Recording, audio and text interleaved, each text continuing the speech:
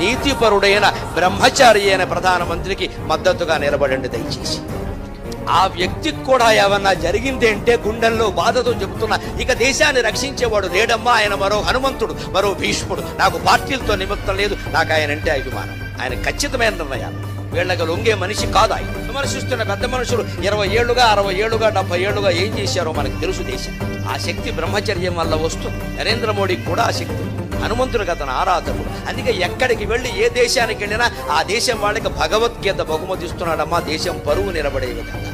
ఎన్ని దేశాలు వెళ్ళినా ఎక్కడికి వెళ్ళినా భగవద్గీత బహుమతి. అమెరికా వెళ్ళి 9 రోజులు ఉంటే అనుకోకుండా ఆ 9 రోజులు దసరా నవరాత్రులు అయితే మీరేమన్నా అనుకోండి, మీరు ఎంత ప్రధానమంత్రి అయినా అవ్వండి, అధ్యక్షుడు అవ్వండి, నేను ఈ 9 రోజులు అన్నం తినను, కేవలం నీళ్లు తాగుతాను, నిమ్మరసం తాగుతాను, నాకు అదే ఇవ్వండి అని ఇతర మర్యాదలన్నీ పక్కన పెట్టి తన దుర్గాదేవి భక్తుని చాటుకున్న ఏకైక లౌకికవాది, ఏకైక భారతీయుడు నరేంద్ర మోడీ.